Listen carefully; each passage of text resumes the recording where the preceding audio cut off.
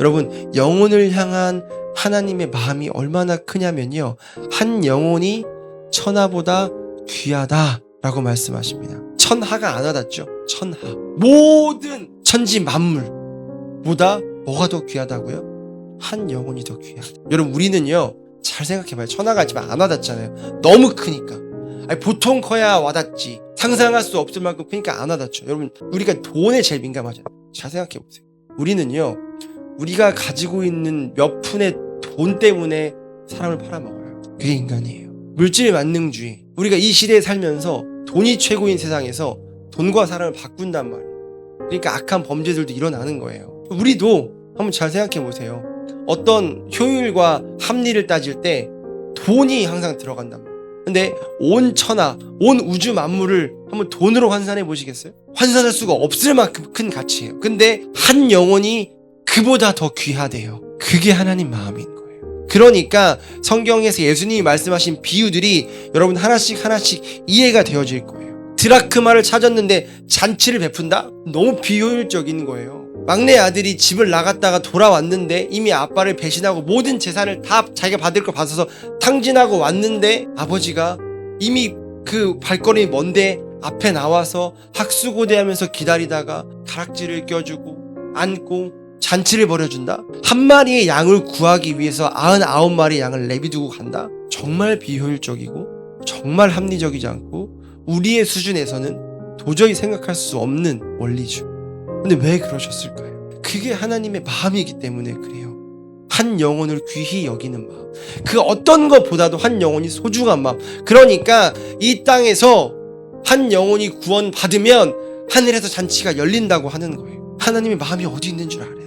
우리에게 뭐 하고 싶으신 건지. 그래서 십자가 사건은요, 온 인류를 구원하기 위한 사건이기도 하지만 더 나아가서 나 하나를 구원하기 위한 사건이기도 하다는 걸 여러분 기억하셨으면 좋겠습니다.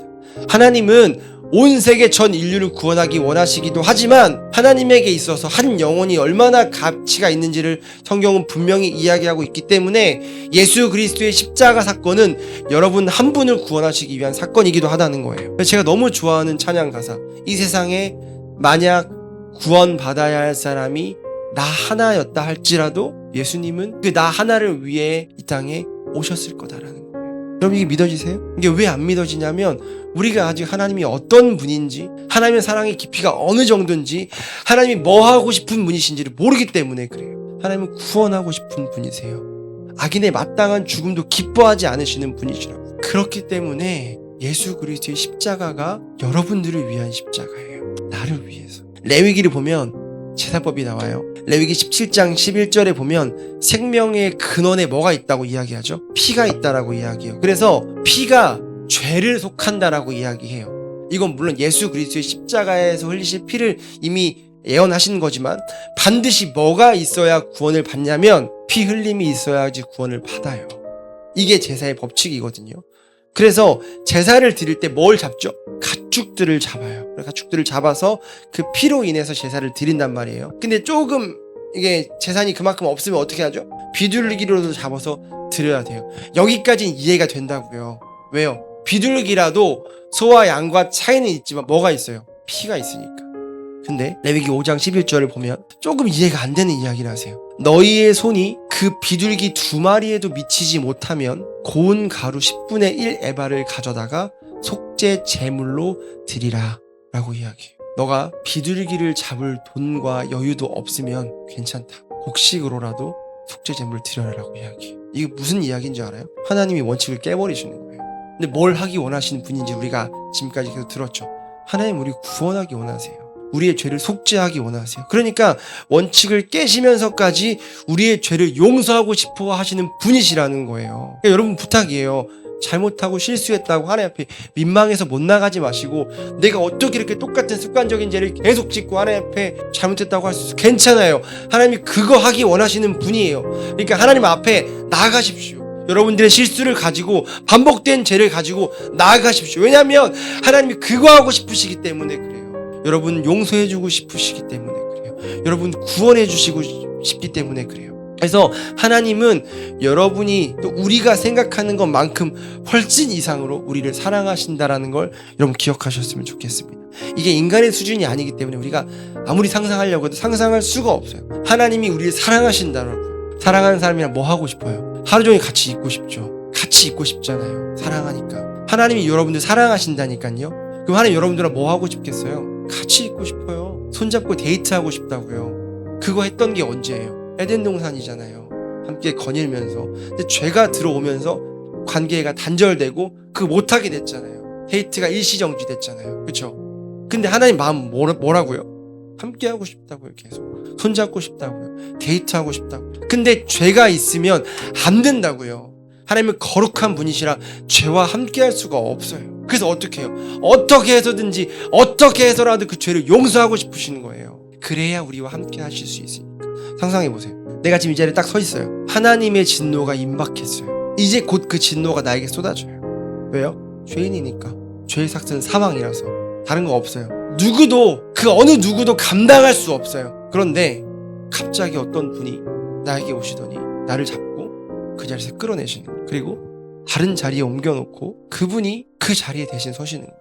그분이 예수님이에요.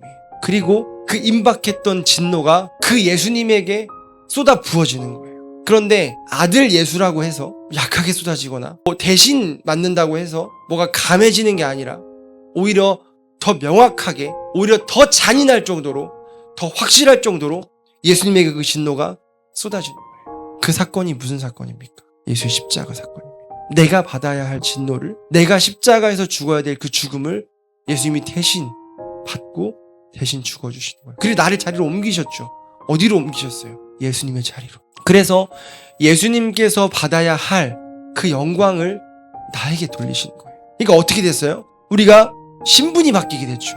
죄인에서 의인으로 바뀌게 된 거예요. 신분이 바뀌면 운명이 바뀌게 돼요. 운명이. 영원한 지옥에서 영원한 천국의 운명으로 바뀌게 되는 거죠. 이 자리에 있었더라면 그 하나님의 진노를 통해서 죄인된 내가 영원한 지옥에서 영원한 형벌 안에서 살아야 해요. 그러나 신분이 바뀜으로 인해서 죄인의 신분이 의인의 신분으로 바뀜으로 인해서 이제는 내가 하나님과 영원히 천국에서 살게 되는 운명으로 바뀌어지게 됐다는 거예요. 여러분, 그게 십자가 사건입니다. 하나님이 우리를 너무 사랑하시고 우리를 너무 구원하기 원하시기에 하나님이 그 한 영혼을 너무 귀히 여기시기 때문에 방법을 쓰셨는데 그 방법이 자기 자신, 또 다른 말로 하나밖에 없는 아들을 예수 그리스도를 이 땅에 보내신 사건이었어요. 그로 인해 우리의 신분이 바뀌었고 우리의 운명이 바뀌었어요. 그러니까 여러분들이 이 사랑을 깊이 경험한다면 여러분들의 신앙생활이 절대로 매너리즘에 빠질 수 없어요. 여러분의 신앙생활이 절대로 관념이 될 수가 없어요. 실제가 된단 말이에요.